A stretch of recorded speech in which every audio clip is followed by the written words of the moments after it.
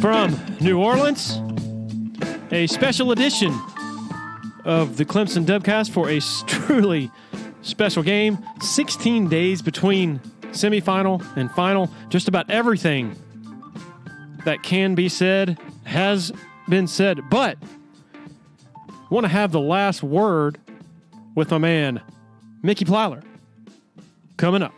Our title sponsor of the Dubcast from way back in the beginning, August of 2018, Parham Smith & Archenhold Law Firm in downtown Greenville. Blake Smith, a good friend of mine, he's been representing plaintiffs in medical negligence and other personal injury cases for 22 years. Brooke Archenhold has been practicing for 17 years now, and Blake recently completed his 10th year as an adjunct pro bono professor at Clemson University, where he teaches sports law. Blake was also featured in a recent Consumer Reports heart surgery risk article. In other words, Blake and everybody else at Parham Smith & Archenhold know what the heck they're doing. Free consultations, 864-990-4581 or online at parhamlaw.com. Our newest podcast sponsor, been with us for a few months now, Blackacre Law Firm, sister law firm of Parham Smith & Archenhold in Greenville. Stuart James is a 1998 Clemson grad, big Clemson fan, just like the Parham Smith & Archenhold family. Blackacre gives you the representation you can depend on when you're on the home stretch, closing on your house, all those documents you're signing, all those technical aspects of it. The last thing you want is for something to go wrong at that point. Blackacre also provides services for wills, powers of attorney, durable, and healthcare. Don't put yourself and your family in a bad situation by not having these important documents. Call today for a consultation, 864-775-5400, or go to their website, blackacrelawfirm.com. That's BLACKACRE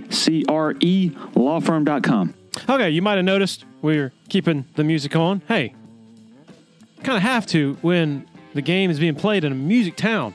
Sat down with Mickey Plyler a few days ago back in Clemson. Sounds like a lot of y'all have really enjoyed our conversations, I guess, before the season and then halfway through the season, so figured we'd visit with him one more time with Clemson on the brink of unadulterated, unassailable, unquestioned dynasty.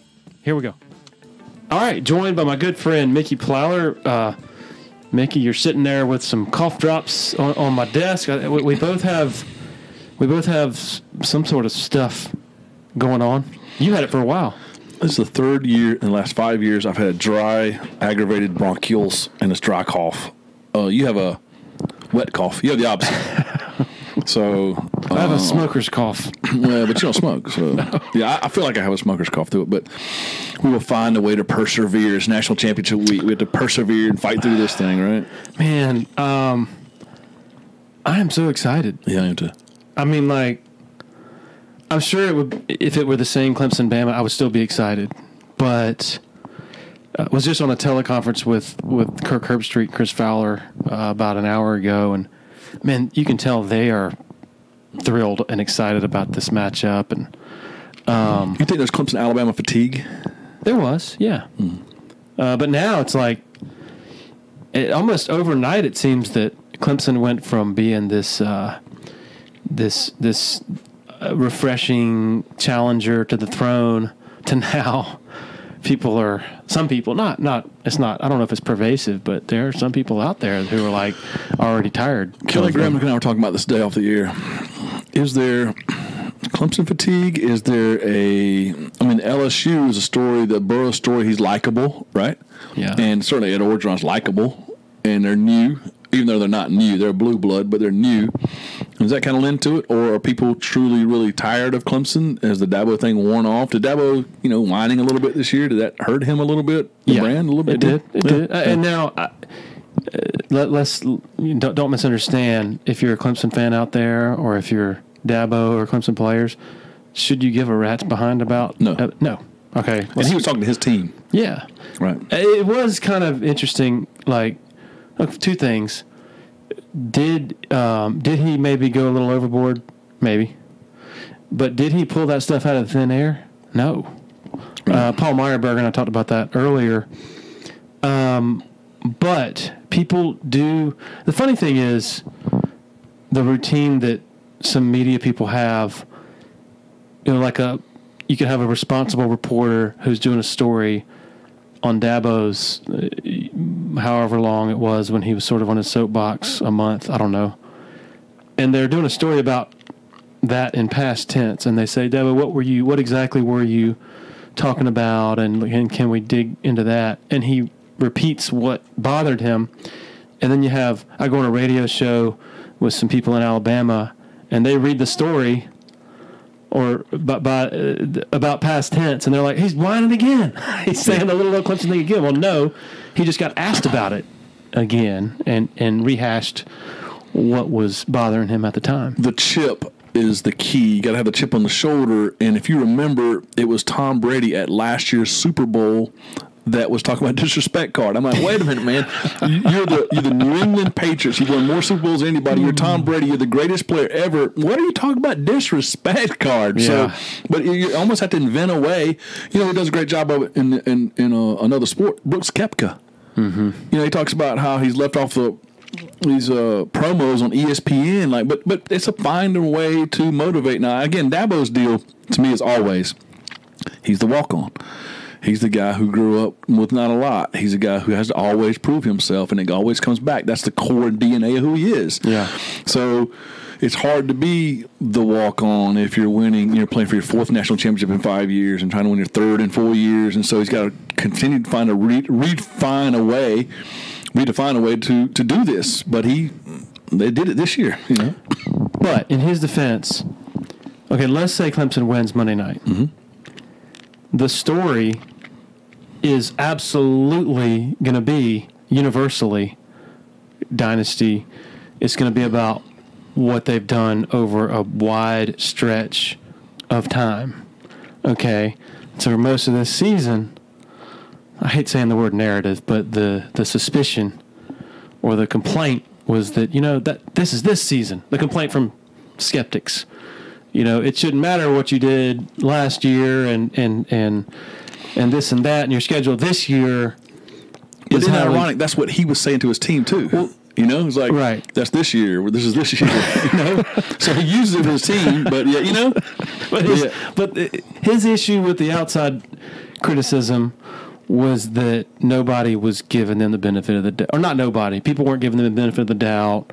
Track record didn't matter as much with Clemson as it would have with Alabama under the exact same circumstances. I get that. One of the things, a lesson I learned, because you and I spent a lot of time over the last year, really a couple of years, talking about Clemson, Alabama.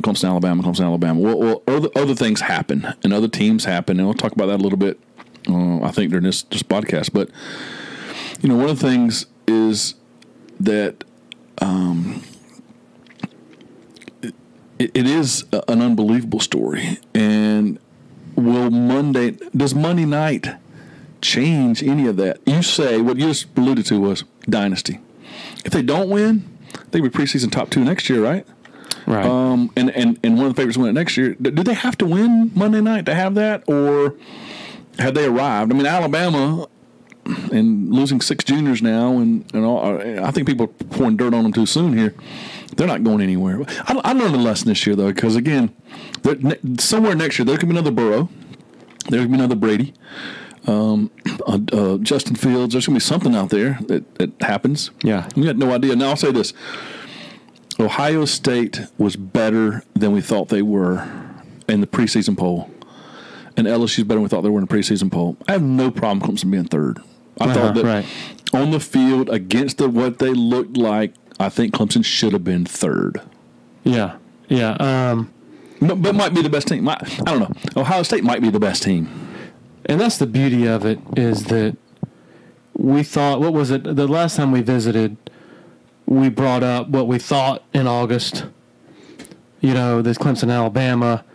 And I think during our conversation probably more than halfway through the season, it was looking like, okay, 3. I think it was 3. I don't think Georgia was in that mix, because Georgia had lost to South Carolina, I believe. Had already lost to South Carolina. But it looked like Ohio State and LSU were right there in that mix. We were still, because at that time LSU's defense was a little leaky, they've really gotten it cleaned up since then, I think. Right.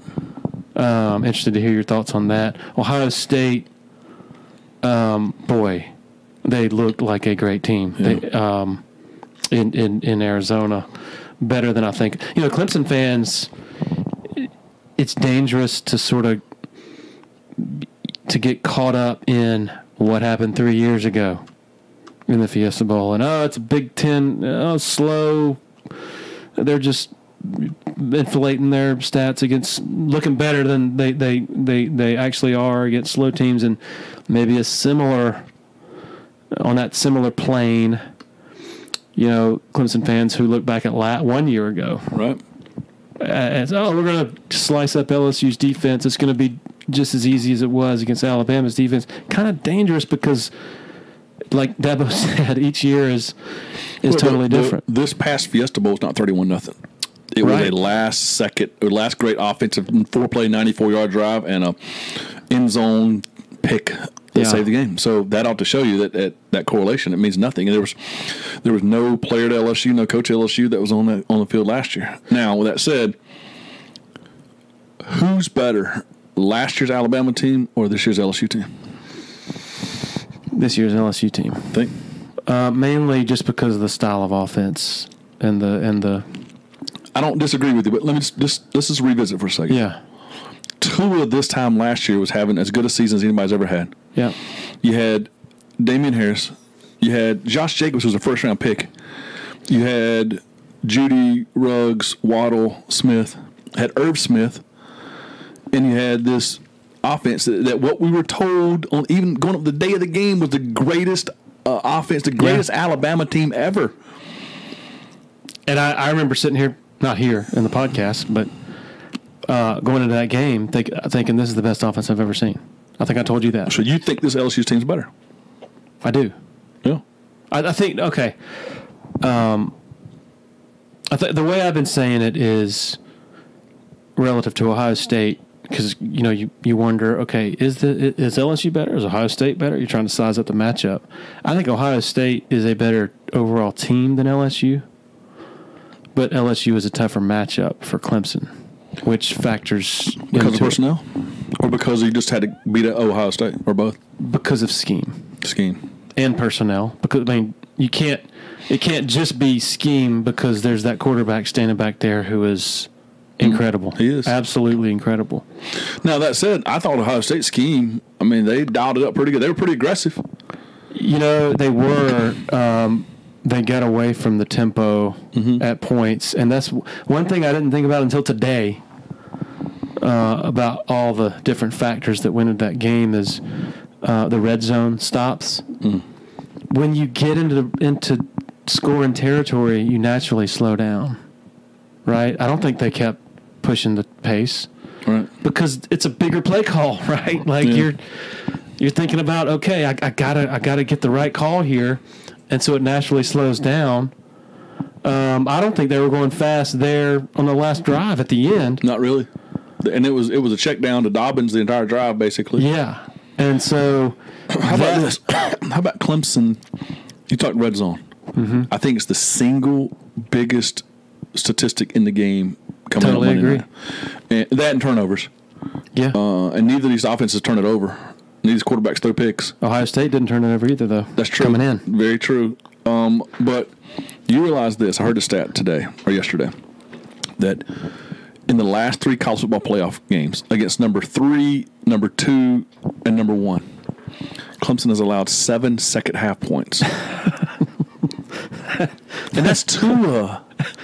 And that's Fields and Dobbins. Isn't that crazy?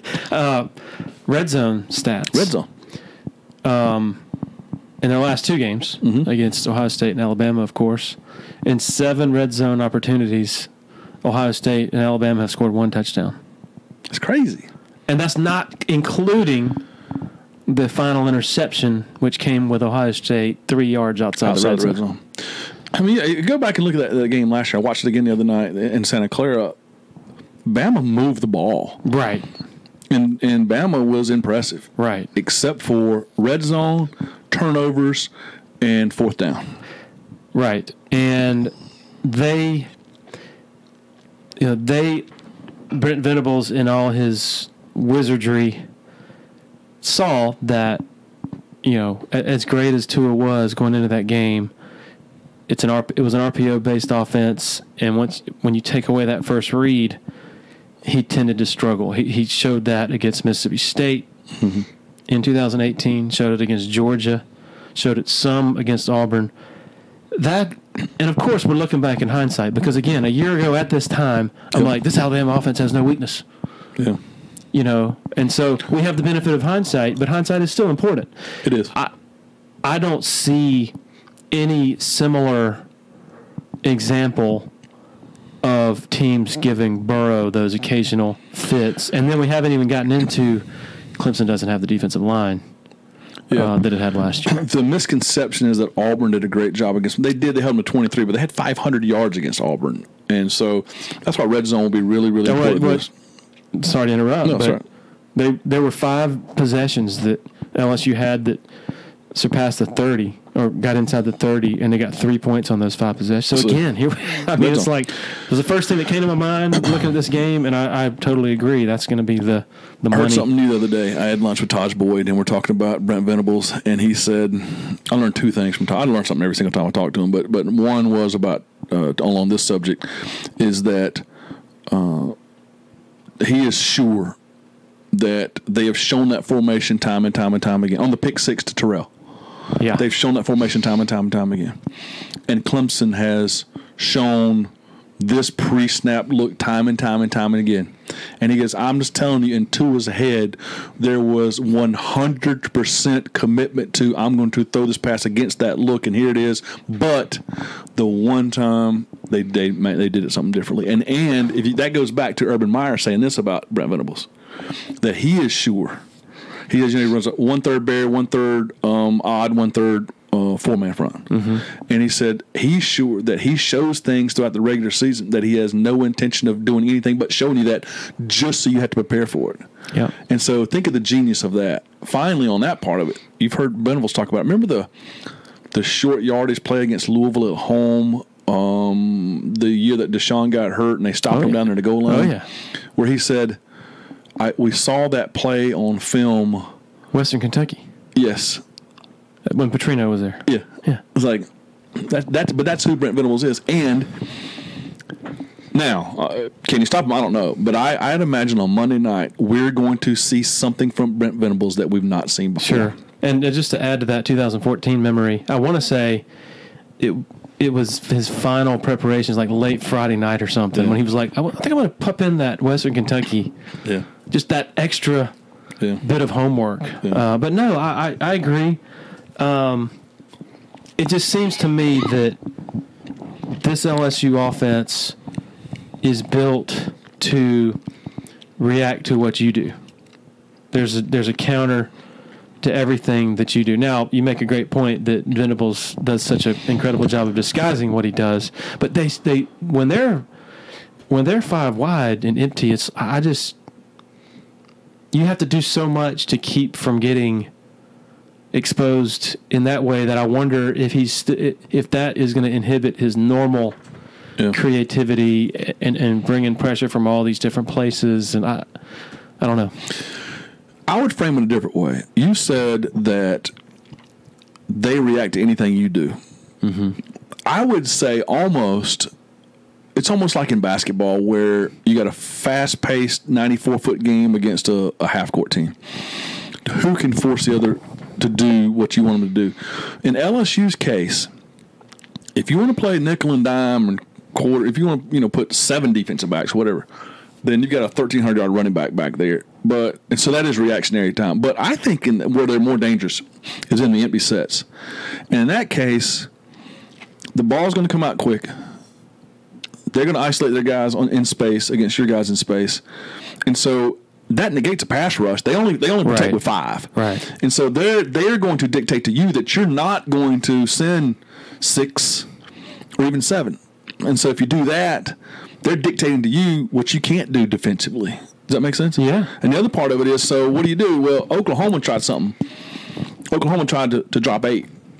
And to me, Burrow looked like Perkins did against Clemson. And Clemson did is try to keep in the pocket and bang back. He just sat back there.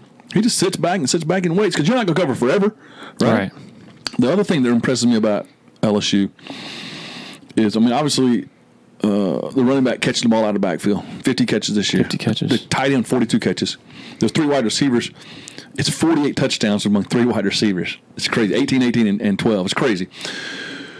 But it's not just big plays. Big plays will kill you, but they're patient, and they run those little stick routes. And if you're going to drop, and if you're going to, then Burrow's fine. He'll take 6 and 8 yards on a little stick. And, okay, 2nd and 4, we'll do it again, 1st down. Yeah. So they dictate to you, you're going to pick your poison. We talked about it with Clemson all the time, too. You're going to pick your poison. What are you going to do? And I don't know what the answer is. I'm not sure. I mean, a lot of it is scheme, but let's just be honest, too. Burrow doesn't go to class. He's a grad student that has the online classes, and he's 25 years old, whatever he is, and he does have great wide receivers, and he's got this great scheme, and whatever you throw at him, he's seen before, you think. So how do you stop it? I don't know. I went back and watched the post-game press conferences of Nick Saban after he faced LSU and Kirby Smart after he faced LSU in the SEC championship. And, a highly competitive coach in most situations, especially in the Saban situation because they only lost by 5 points. The typical sort of post-game appraisal is, we missed that tackle there. Pick 6 at right before half. But I'm saying, they blame themselves. We should have made that tackle. If we wouldn't have done that, then they wouldn't have done that. Right. Because they're still ticked off about the few plays that decide a game. Saban went the other way. Saban said, look, this offense has no weakness. He said, we played, I think they went with a 4-1-6. 6 DBs. Saban doesn't do that a lot. That's theoretically to stop the pass. They still just get carved up. He said they just have the total package. Okay, and so then Kirby Smart, he could have said, look, our offense, which wasn't that good to begin with, had 7 injuries or whatever, and we couldn't get him on the ground. If we sack him, because, man, Georgia had opportunities to get that guy on the ground. If we just sack him those 3 times, then maybe it's a different game. Kirby Smart doesn't say that. Kirby says, look, guys, that guy over there is the real deal, and that scheme, he said, we have some of the same plays on offense. We just don't have the same players. That's the big difference. And so the ultimate compliment to that offense, I think, has been all of the different things that very seasoned defensive coordinators have tried. And then on top of that, the praise that is heaped on that offense by those same coaches afterward, to me, that speaks volumes and says, man, this thing is truly special. I would say this. I read a great article, I don't know if you saw now, about the inverted Tampa 2 that Clemson's running now. Ian Boyd. Yeah, it was fantastic. And how the Big 12 changed and how against the spread you do these things. I like that idea because in that situation, Muse and Wallace are underneath guys, and they don't let's face it, in space and in coverage, that's scary. They're much better at close to the line of scrimmage, and so that takes care of that part of it. And then zone? Doing that with that inverted Tampa 2. Inverted Tampa 2 means there's 3 deep and 2 underneath with your nickel rather than the other way around, and the middle linebacker being the middle guy. Well, the key to that is Isaiah Simmons and where he lines up and what you try to do. I just think you have to be so multiple, keep them guessing, and find some sort of way to get pressure, some sort of way. I do know this. Here's what I do know. I don't know how to defend it. I don't know how to defend the personnel. I don't know how to defend the packages. I don't know how to defend the scheme. I do know this. God has never made a quarterback that likes pressure in his face and likes getting hit. He's not yet, and he's been doing it for a long, long time. Yeah. You got to find a way to beat that. There's an old saying years ago: punish the skill. So physically take some tolls. Physically hit till. But that's to me, that's the only answers. Be physical. Harder to do. Would you rather, if you're playing zone? So you wouldn't rather you don't like the matchups. You wouldn't rather have your corners like in their grills and taking away the short stuff, and then actually having a chance to on the corner routes, to make competitive plays on the ball. Because if you play zone, they sit back in all those spaces over the middle. That's probably the most likely mode of attack. I'll say you do that, Larry, and they're going to likely throw those little sticker outs. You got to have a tip ball in there. You got to have a ball go through their hands, pick six. You got to have something in there. I think you're asking for. I mean, how many deep touchdowns do you see them throw this year? That's the thing about their offense is, okay, if you want to do that, we can do that, and we can beat you deep. And they do it, man. They do it with precision. His accuracy downfield, unreal. On the run, almost like Joe Montana. Yeah. So, would you rather somebody snap it on a 3-play drive or on an 8-play drive? I mean, you would say we're gonna get one on defense, but every time you snap it, there's a chance for a holding, there's a chance for a chop block, a chance for a legal receiver downfield, a chance for a pick, a tip ball. I mean, that to me, you got to go 8 plays rather than 3 plays. I'm going to keep it in front of me. I'm going to tackle. I'm not going to give up a big play. Over the year we've been doing the Dubcast, we've developed a great relationship with the folks over at the Abernathy Boutique Hotel. In addition to being a great meeting spot for our interviews we conduct with local personalities, it's also a fantastic place to stay. The Abernathy is rolling out a loyalty savings program for 2019.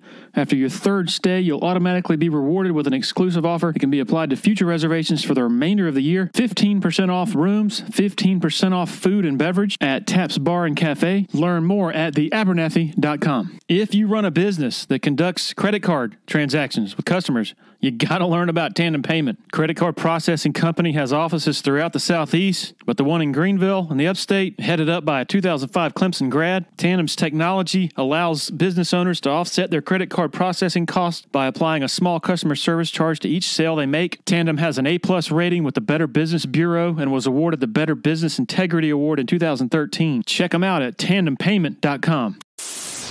What are the chances we're sitting here Tuesday morning going, LSU offense, they scored all that hype, and they scored 27 points. Oh, 27 right now. Clemson's won 3 of the last 4 national championships. I mean, it can happen, yeah. Yeah, it can happen. Because that's what we were saying a year ago. But that's what we said against Ohio State, too. That's true. Ohio State scored 23, right? Yeah. They were averaging 48. Yes. Less than half of their points. We were saying this time last year, they scored 16. But you walk away from that Ohio State game going, whoa, they were good. Yes. Like you kind of dodged a bullet. You didn't walk away from Alabama thinking they were good last year? 44-16? Mm-hmm. They scored 16 points. I know. No. Red zone turnovers. They totally bamboozled Tua Tagovailoa for 2 interceptions. Could have been more. They didn't. Shut them down on the red. I mean, that was a... No, I didn't walk away saying, ooh, Alabama was really good. No, heck no. Was it last year's Super Bowl that was a dud because we thought it was going to be offensive and it was defensive? What a chance on Tuesday we talk about Clemson winning a 2017 game. Hey, Kirk Herbstreit on that teleconference earlier made a good point. He said, look, Aranda, this extra time for Venables and Aranda, yeah, that plays into their hands, coming up with, with different things to, but I don't think so. I think this is going to be so much time talking about what everybody talks about. LSU's offense, Clemson defense, the number one offense, number one defense. I think LSU's defense is so underrated. I think they're playing great now. You got a tremendous pass rusher in Chason. Yeah. Chason. You've got 3 first-round draft picks in Delpit, Fulton, and Stingley Jr. in the secondary. And you got a 5-star defensive tackle in Shelton. I mean, you're talking about. And then Lawrence, too. Yeah. You're talking about that's extremely talented. And, they got $4 million of defensive coordinators in this game. You think they're going to sit back and do that? The progression of LSU's defense has been kind of fascinating because halfway through the year, you're like, what is going on with these guys? You know what theory that is, though? What? Intensity. They're destroying people so bad. Yeah, they gave it 38 to Vanderbilt. They scored 60-something. You've seen that here a little bit, right? You let down a little bit. It brings up the whole pairing a high-scoring offense. Yep, it does. With dominant defense is freaking hard. Mm-hmm. And one of the reasons it's hard, and Dave Aranda made this point last week, I read or heard, that when your offense, number one, is scoring every 3 minutes, right, your defense having to go back out there. But number two, the offensive guys are happy coming off the field. Your defensive guys want to be happy too because this offense is such a force of nature. And so they maybe let their guard down a little bit more. And I agree with that. I'd guarantee you this much. Had Burrow got hurt in a game this year and the offense was going to struggle, I guarantee you they'd played unbelievable defense there because they would have had to, and they didn't have to out the whole season. And if you ask the LSU players now, I've seen some of their interviews, the turning point came after that Ole Miss game when they give up 400-plus rushing yards. A lot of it after LSU was well ahead, as you pointed out earlier with the Vanderbilt thing. They said it was all the stuff people were saying about they weren't any good, and it got their attention. Yeah. And I've been watching them a good bit, over the last week, and in their recent several games, I see a bunch of freaking athletes. They gave some cheapies to Oklahoma. They held Georgia to 7 or 10. 10. They held A&M to 7. That's their last 3 games. I see a bunch of freak athletes. First-round draft picks. Who can give, I think Clemson's going to score. I think Clemson has some good matchups. I mean, we've sat here talking about LSU's offense the whole time, and oh, by the way, Clemson's got a pretty historically good offense, How concerned are you, though, about Clemson's wide receivers? Because it was Arnett and it was Okuda and Wade and those guys when he was in there. Those guys did a great job of being physical and taking them off their routes and really shutting Clemson's – they didn't have separation. Now, a lot of that's holding, man. You go back and look at it. There's a lot of jerseys in there. But they were very physical, Clemson's wide receivers, and did the best anybody's ever done against them, I think. What is, T. Higgins has had a really good year. Justin Ross, kind of, compared to what we expected. Right. I think they were shocked. They weren't ready for not just the talent that was on the other side of the ball, but the mentality. Yeah, Ohio State talks about violence on defense. Yeah. They're violent. And the talk all year of the ACC, being a crappy conference and Clemson not being really challenged. A lot of that was overblown. But they didn't see anything like that in the conference. But some of it wasn't overblown because there's a transition when you go from soaring over Virginia to then being matched up with maybe the best secondary in the country. I think that the mentality wasn't where it needed to be from those receivers. Was Jeff Scott being gone as long as he was a factor? I don't know. But I do believe this. Dabo, the head coach, will have spent 2 weeks tearing into those dudes. In a similar way, I suspect, to the way during the open date after the North Carolina win, that he tore into Travis Etienne among other players. And when you saw a totally different Etienne in that next game against Florida State. If it has anything to do with it, and I don't know, I'm not sure that it will Monday night, but if it has anything to do with it, the margin of victory and how good LSU looked against Oklahoma played into Clemson's hands. Yeah, I agree. Now, or do you say, well, now we got momentum, now we're playing our best football? Because Alabama was not playing their best football late last year. LSU's playing their best football right now. I have one question for you, but think about this. I just thought it was still out of my head. When was the last time Venables gave up more than 40? I looked it up today. More than 40, Alabama in the first. Pittsburgh. That's right, and that's right. Pittsburgh. It's been, I think, it's 47 games since he's given up 40. Wow, that's wild in today's. It really is. The other thing is, you tell me who's going to win, and I'll tell you the storyline. If it's LSU, it is this storyline of it's just their year. You know, there's just something about this team with Brady, with Burrow, with Coach O, the breakthrough, that it's just one of those special team of destiny kind of years. If Clemson wins, it's going to be this. They are just built for this. They beat LSU and Ohio State. They beat the best Ohio State team maybe anybody's ever seen. The best offensive line anybody's ever seen, the best secondary they've ever had there, an unbelievable quarterback, 2 Heisman finalists. You beat that team. Then you beat the Heisman finalists who threw for 55 touchdowns. The team is averaging 49 points a game, and you beat that in New Orleans. You're built for this. So fitting. You climbed Everest twice in 2 weeks, 3 weeks. Best ever 2.0. Yeah, it's so fitting, like how everything sort of comes back together. Almost like a movie. Yeah. You know, the biggest knock on Clemson all year. Schedule is crappy. You know, we got these other complete teams who are being tested. Well, what better way to prove your mettle than to go through the hardest playoff field that there's been? Trevor Lawrence was asked yesterday about 30-0, whatever it was, and he said, you know, a lot of people say that like that's impossible. Not he didn't say it. I'm not paraphrasing here. We're like, it's only impossible if you dream it. If you can't dream, whatever it is. But he said like this program is built around belief. Yeah. And well, what a compliment to Dabo to think that you can climb Everest twice in 3 weeks, in the college football Everest twice in 3 weeks. Isn't that a compliment to him? Unbelievable. Something else I thought about. If Clemson wins this game Monday night, that's 30-0.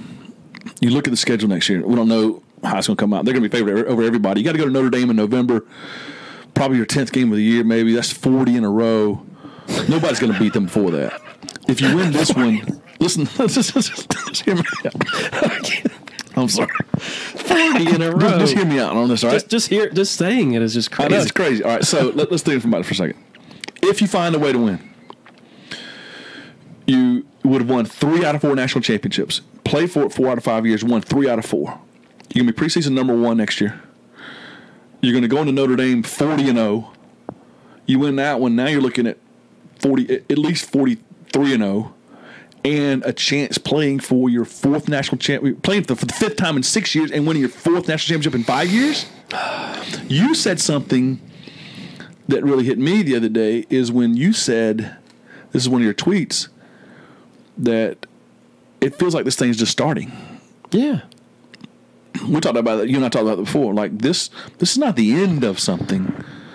This thing's just starting. You look at the recruiting class coming in. This thing is just starting. Did you get a sense coming into this year that not that they didn't think they could win another national championship, but that given all the losses from the defense, that maybe they were taking the if you don't, you better get us now. Yes. You got that sense. Yes, you better get us now. And that if we win it this year, that's just gravy. Is that what the vibe that... Yes. Okay. Absolutely. So that makes it even more ridiculous. Ridiculous. That in that year... Okay, this is assuming they win, which is a big assumption, but in the year that you're saying, you better get us now because we're going to be better in the future, that's the year that you surmount a 16-point deficit and beat a great Ohio State team, and you knock off LSU in New Orleans. It's just hard to process. That's a year that you lost Wilkins and Lawrence and Farrell and Bryant and Huggins and Joseph and Mullins and Lamar, and you had the number 1 defense in the country the next year. That team. All right, I hate to get too far ahead of it. Did you watch DJ on Saturday? Did not. You can't tell anything from an All-Star game. But, and who knows how he's going to develop and stay healthy, those kind of things. He looked, in that game itself, he looked better than Lawrence and Watson in that game. I'm not saying he's better than Lawrence or Watson. Yeah. I'm saying in that game. I will say this. I feel very confident about saying this.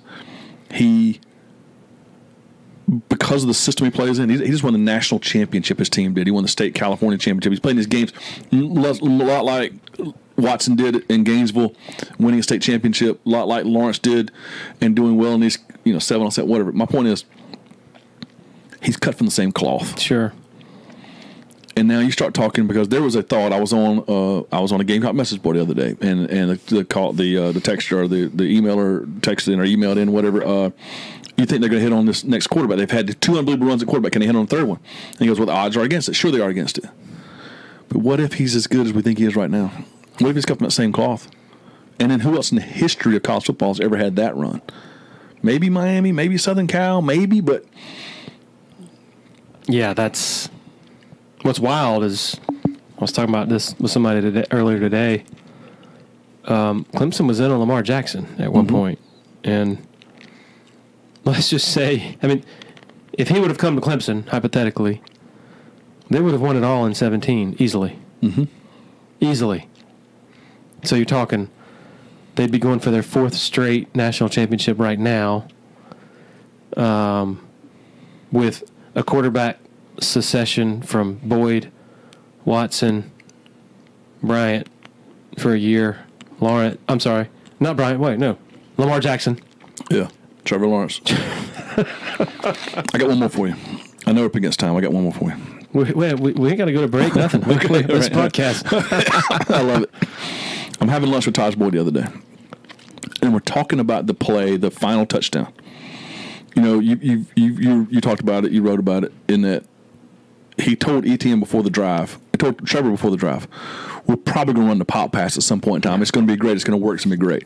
And Trevor didn't like to play, in practice, all this kind of stuff. And so I asked Taj, so Dabo calls the play, basically, right? We're going to run this. And, he's got the play sheet over there, and there's that on your message board, you see it, man. Dabo's got to get out of the offense. Dabo's got to get out of the offense and let Tony run things, whatever. I asked Taj, I said, how often does he call plays? When you were there, how often does he call plays now? He goes, I don't know if it's as much or as little as he used to. But I'll tell you this. When he makes a play call, it works. And it's like, I said, is that because that's Dabo and he's going to remind you that it works? He goes, no, man, I'm telling you, it works. I said, but I thought he was just the real estate agent that had never been a coordinator before and was nothing but a cheerleader and a CEO guy that didn't know X knows. He goes, I'm telling you, man, say whatever you want to say. When he calls a play, it works. I don't know if you watched the broadcast, the hometown radio broadcast, where they have a camera on Dabo the whole time. Yeah. If you did not know that Dabo called that play, you would have known by watching him in the 5 minutes after that play, because he's smiling and pointing at people and pumping his fist, even when the game is still in doubt. Yeah. Like, they still got to figure out whether to kick an extra point or go for 2, and then they got to stop Ohio State. Now, of course, he buckled down once Ohio State got the ball, but during that time, between the touchdown and kickoff, he was giddy. But that's who he is. You played noontime basketball against him. Yeah, but you knew that he had that look in his face, like, I did it. Yeah. I got my you favorite again. story, my favorite Dabo story ever, and I told Taj this on Friday. When Brett Favre, you and I were there that day, Brett Favre was there. And he's throwing the ball with him, and I'm sure in Dabo's mind, he's like, man, this guy's a Hall of Fame. I throw it better than he does. It's like, that's who he is. Like, he thinks he throws it better than Brett Favre. Did you ask Taj what he thinks about the game, the matchup? Yeah. He likes it. He thinks that, we're all biased in that situation. And he has trust for him. Several people I talked to have a lot of trust in Brent Venables against this. And you and I are skeptical because we watched a lot of it, but I'm fascinated by that. I'm fascinated by what Clemson does offensively, but this time last year, Rodney Williams sent me a text that said, we're going to win by 17 plus against Alabama. I was like, why? And he goes, depth and 16, me and Trevor. And I was like, okay, I didn't believe it, but he was right. And so I get that text all the time. You talk to Rodney, talk to Rodney, talk to Rodney. I'm like, no, I didn't. And he's not involved in it with it like he was. Yeah. And you heard those things about, the staff feels really confident. One of the most telling things I heard from the Fiesta Bowl was when Herb Street told Fowler on the air that, we met with both these staffs, and both these staffs were very confident coming in. But shouldn't they be? Mm-hmm. Both the staffs thought they were the better team. Mm-hmm. And both staffs had every right in the world to feel that way. Mm-hmm.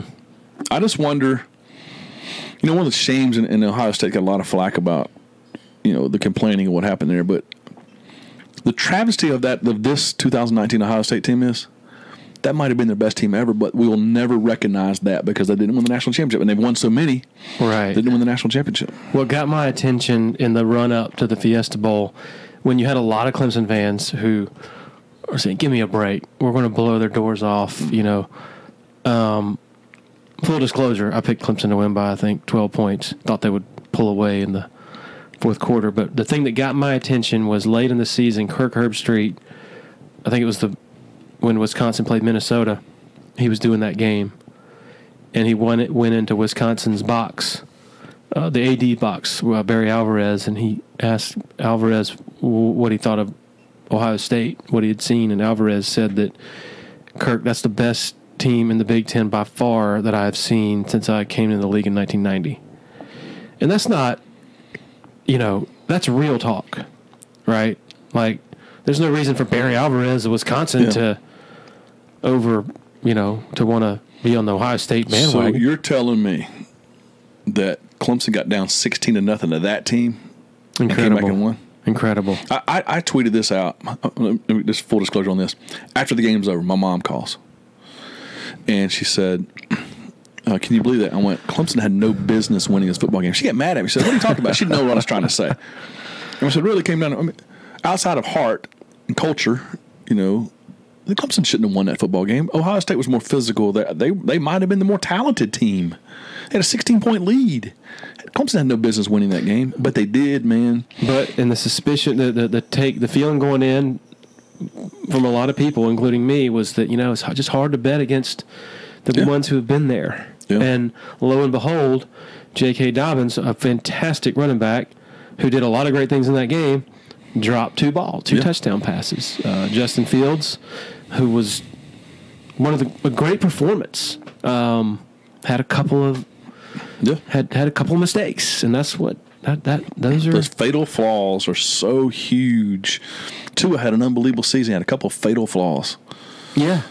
But that's what you remember, and we hadn't seen that. On the experience factor, I'm not buying that Clemson's national championship experience will be a huge advantage to Clemson. Agreed. I heard Qualcomm say this because they went to Tuscaloosa and won.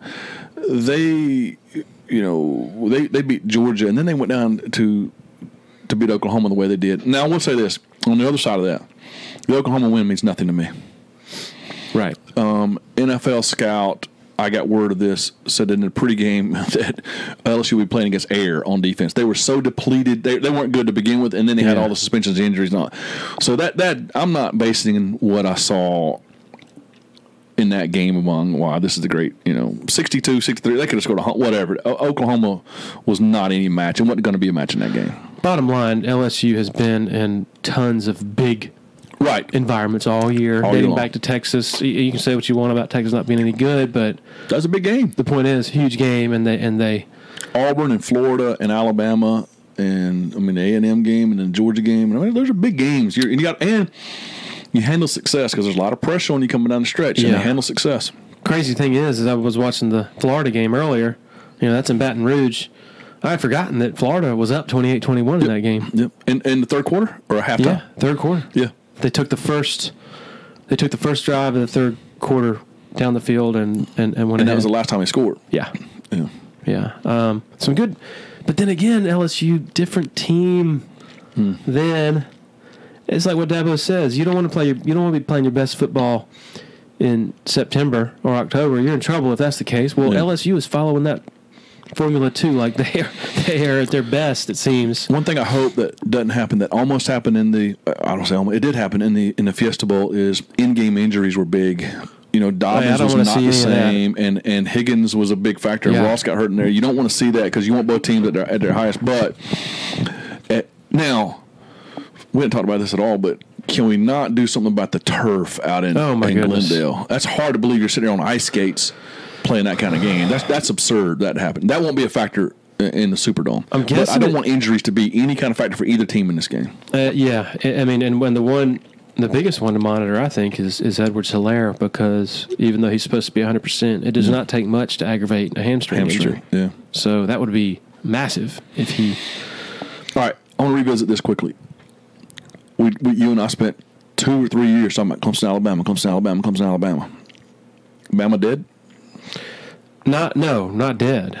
Heck no. But Nick Saban is facing the biggest reckoning of his career, of his tenure at Alabama, defensively.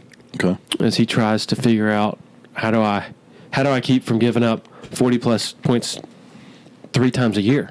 Because that's what he did, including the Clemson. 5 stars everywhere. How do you not do anyway? All right. Their linebackers did not. You would think that because they were starting 4 freshmen from the beginning of the year, you would think that those guys by the end of the year would be okay.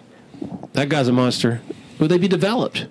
But I didn't see it. I tell you, even I watched. How about the little running back running over Xavier McKinney in the Auburn game? He ran right through tackles. Like, how does that happen? that has been the most eye-opening and shocking thing. Has been their tackling, and not just from the freshmen. Like you said, McKinney has been first-round draft pick, can't tackle. Yeah, like they had to have given up more yards after contact this year than in the previous 5 years combined. No one has ever mentioned this anywhere, but I'm watching the Ohio State-Clemson game again the other day. How about Amari Rodgers breaking the tackle from Okudah, and he got an extra 15 yards on the play? Put him in basically field goal position. That's a first-round draft pick in Okudah right there. It's got to be hard playing defensive back now because you're seeing these guys get exposed in space and not tackling well and not covering, but first-round draft picks. Yeah. You got to wonder if. Well, I say that I was going to say being on the field that long, but heck, Clemson had 9 snaps in the fourth quarter. Yeah, and came back to win. That's crazy. That's incredible. How many snaps did they have in the fourth quarter of the North Carolina game? Not many. Not many. That'll be a factor too, and I think fascinating to see. Saturdays. I mean, Monday is going to be one of these long games. Yeah. And long TV timeouts and these long, halftime shows and all this kind of stuff. I think you're going to see ebb and flow up and down. My guess is Monday night it will be that 45-40 in the desert, Alabama, Clemson, where these haymakers are going to be thrown. And here comes Bama flying down the field. Here comes Clemson flying down the field. Here comes Bama flying down the field. I think we're going to see the same thing Monday night. I think it's going to be 45-40 and last team, last score, last fourth quarter. Last quarterback with the ball. Maybe. Quickly. Yeah. All right. So Alabama's not dead. Clemson obviously is not dead to you. Who else will be? Who will we be talking about in the next 5 years of being in this conversation? Is LSU? LSU, by the way they're recruiting and the way the portal is, they can get some. It's not. You saw Jamie Newman leaving for Oregon, which he's gonna make Oregon. He's a dang good quarterback. Yeah. So just the way LSU is recruiting top to bottom. Oregon's defense is going to be really good. The way they've recruited over there with the 2 linebackers. I like Oregon. I think Cristobal could be the one just because of the physical mentality and presence he has brought to that. You can feel it. You can see it. I mean, Georgia. You do wonder. You wonder if things start going downhill, whether they might spiral at some point. But I am not an alarmist. I think their sweet spot was 2017 and 2018 because they had some great offensive skill. And so had they were in position to do to Alabama exactly what Clemson did to Alabama last year, but I don't think they had the right offensive scheme. I'll tell you what's going to hurt him is the staff turnover because he's so hard on that staff, and you've seen it hurt Saban, and I think it's going to hurt Kirby. And I say this, the difference in Kirby and Saban is when it ends at Saban, because he's won the championships and because he is who he is, he'll be fine, and we'll remember it differently. I think it ends bad at Georgia. Whenever it goes bad, I think it's going to be like a dirty, nasty ending just because of who Kirby is compared. I'm not a Kirby fan through all that. So I keep saying he's going to win a championship because he's going to have so much talent he can't Kirby it up. But there will be a time in there where when it goes bad, I think it's going to go bad.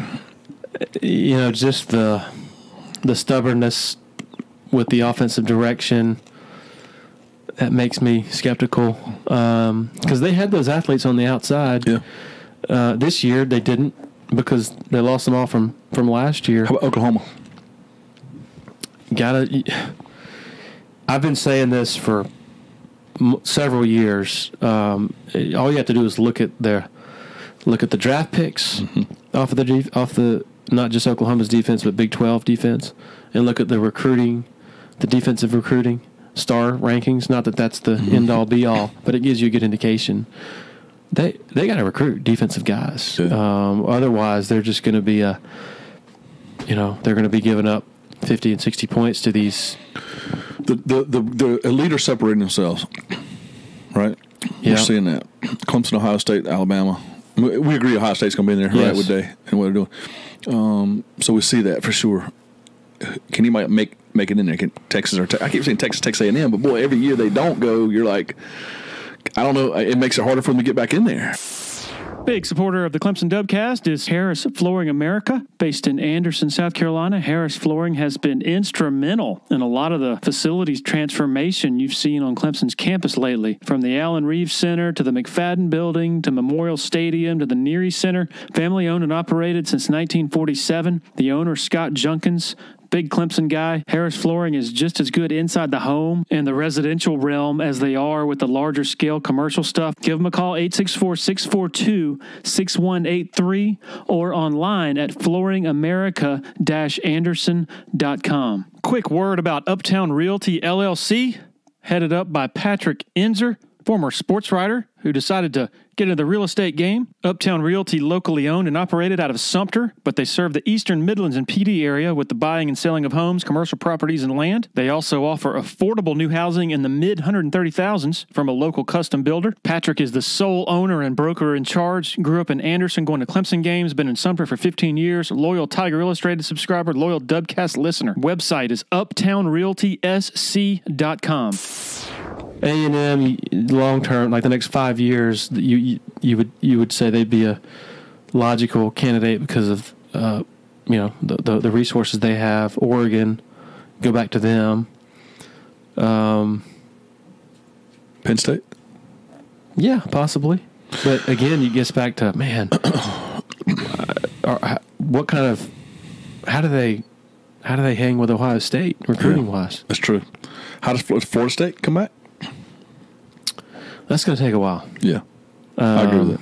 But I like who they hired, and I think it's a safe hire. But I think it gets them to a certain level. Maybe he's not the guy to get them to elite again.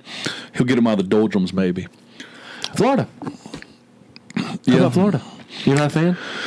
In the end, we're talking about teams that might make little runs at it and come in and out of that. I don't see Florida. I don't see Mullen being elite. I don't see Mullen being Dabo or Saban. I can see Day being Dabo or Saban. I can see Lincoln Riley if he starts to recruit a certain way. Kirby, you mentioned Cristobal, yeah. Orgeron, maybe. I can see some of that. I don't see Dan Mullen as being elite, sustainability.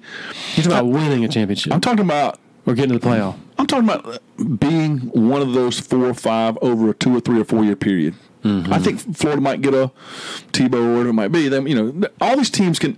That's what worries about LSU. You get a Burrow. Well, who's next? Maybe you make a mistake. Who knows? But I think LSU is going to be there the way they're recruiting. I can see that. I know Alabama. I think Alabama is. I know Clemson is. I think Ohio State is. But it's going to be tough for those other teams. Those teams are pulling away from Auburn and Texas and Penn State and Michigan and Notre Dame, and I think that gap's getting wider.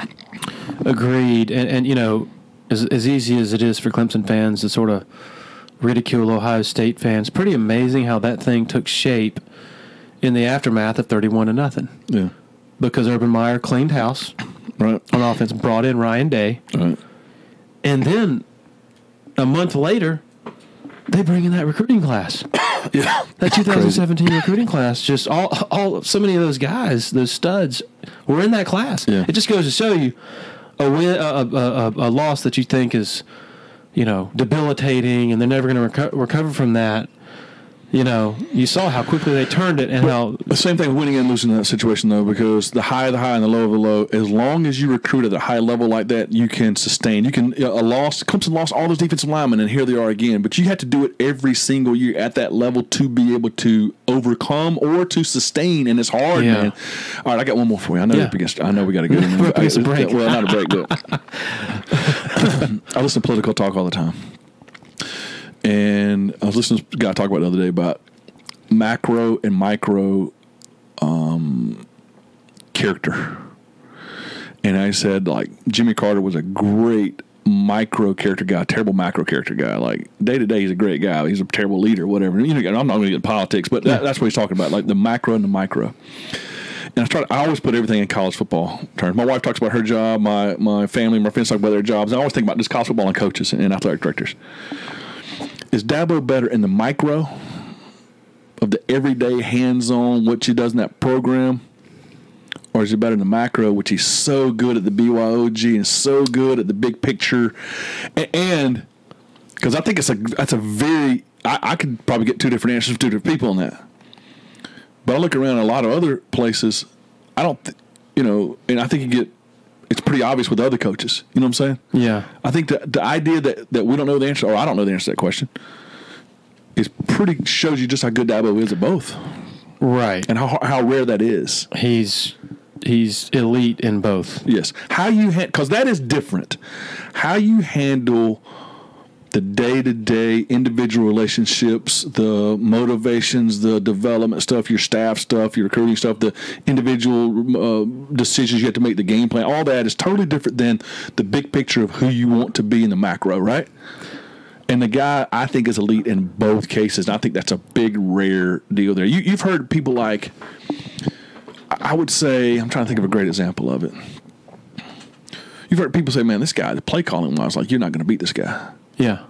But Saban's a good example of it. I would say Saban has worn his guys down physically and mentally.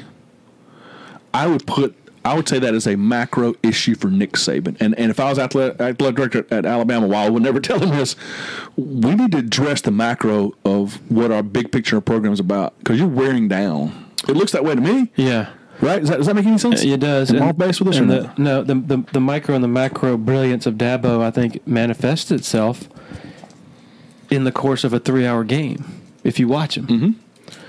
Mm-hmm. How many times do you see other coaches, if a player has a false start, or even if a player has a personal foul penalty, does something stupid, the head coach never visits with him when he comes back to the sideline? Dabo is like, not only does he confront those guys on the sideline, but he's speaking to them from the sideline. Yeah. False start or something, like, what are you doing? Yeah. You think, whatever. And so he's got that kind of grasp of everything, and then he has the grasp of the flow of a game. Yeah.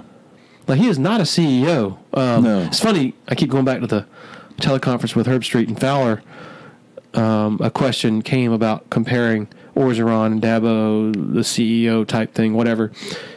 And Herbstreit said, I don't think Dabo would appreciate being called a CEO. Like, he'd probably come off the top rope on you if you called him that, because he's so involved. He has his hands on everything, and I'm impressed by that, because I try to watch other coaches too and how they handle individual situations during a game that need to be handled, and a lot of them don't, because a lot of them are wrapped up in what they're doing. Calling plays, or just consumed with the flow of a game. Whereas Dabo does it all. And then he has the savvy to call the perfect play at the perfect time. The last drive against Ohio State. I think there's a lot of great X and O guys out there, and a lot of great game plan guys out, and a lot of great adjustment guys out there. I think it's harder to be great in the macro.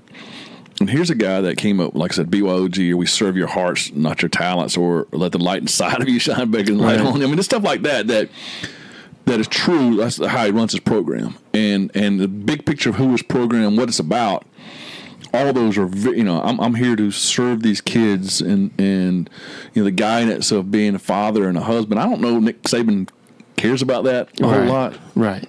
Pays lip service to it because of recruiting and all that. Yeah, so I'd say in the macro, man, I'm not. And look, there's more than one way to do it. I'm not trying to say it. Obviously, Nick Saban is an unbelievable football coach. I'm not saying that's the right way or the wrong way to do it. Right.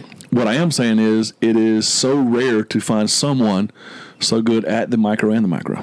I totally agree. And it's underestimated by the casual college football follower who thinks of him as a cheerleader coach and, just a zany character, a Les Miles type, if that makes any sense. Cheerleader coach, whatever. Yeah. There's a lot of depth there, and a lot of things that go into being a great leader he has. Have you made up your mind who's going to win? I know you do your forecast and your predictions. Yeah, and I don't know. I just want to go. I wish I could just wipe my brain clean, go and sit in the stadium and just enjoy the game, as opposed to having all these preconceived notions. I when Deshaun was here, after a certain point, I think after the South Carolina one-legged game, I said I'm never going to pick against that dude, and I never did. And after the Alabama game last year, I said I'm never picking against Trevor Lawrence again. So I'll go with Clemson by virtue of that, and by virtue of the throwing and catching. They're LSU is good at throwing and catching too. I think championships now are won more on throwing and catching than they've ever been. Yeah. And tackling in space as a result of that, so you got to go do those kind of things. Trevor did the run, the getting up off the deck, the run, the drive, that heart deal. Was that his defining moment, or had he already had? I mean, was it 44-16 and the Notre Dame 30-3? Or those defining moments, or did that escalate to a whole nother stratosphere when we think about Trevor and that toughness? The Fiesta Bowl was his defining moment. That was it. Because his freshman year, he wasn't developed enough as a leader. Right. If you paid attention to his body language as a freshman, it was like, whoa, this is cool. To him, he had the worry about the Kelly Bryant thing, too, stepping on stage early, and then he had to come in and all that. Yeah, and it was like he did it with a shrug of the shoulders. Yeah. I mean, you saw some glimpses, staring at Will Muschamp and the South Carolina sideline. You saw at Florida State, after a late hit, he got right back up and gave a little bit back. But what we saw against Ohio State, I wrote something about this last week. We need to treasure that the privilege we have of witnessing the developing of a Hall of Fame type quarterback and watching those growth points where he became a cold-blooded killer. Competitive. That we saw that. I forgot who said it. We talked about many times on my radio show is the two things. I mean, there's a lot of guys with arm talent, a lot of guys with that quick decision making. Those are very important attributes to have as a quarterback, no doubt about that. The leadership, those are obviously big, huge things as a quarterback. But to me, the physical toughness and the mental toughness, and I go back to Deshaun's first touchdown against Georgia, that wasn't too big for him. That mental toughness and what he did against Alabama in both those games, but you go back to the physical toughness. I mean, playing on one leg and then getting that Whirlberg helicopter against Alabama and getting up and leading that drive. That was one thing. I thought we always saw the mental toughness of Trevor. I look up to Taj all the time about the physical toughness. What you had to do is just knowing you got to stick your nose in that short yardage. You're the running back. That's it. You got to. Yeah. What we saw in the physical toughness from Trevor Lawrence in that game, to go along with that, he willed his team to that win. That's it. Yeah. His heart, he willed that team to a win. The expression on his face that you saw after the long touchdown run, the gritting of it was a different look than you saw at any time during his freshman season.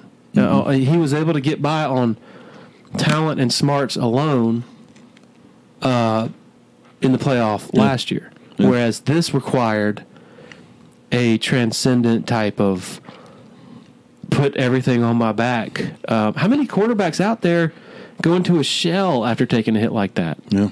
Most of them, right?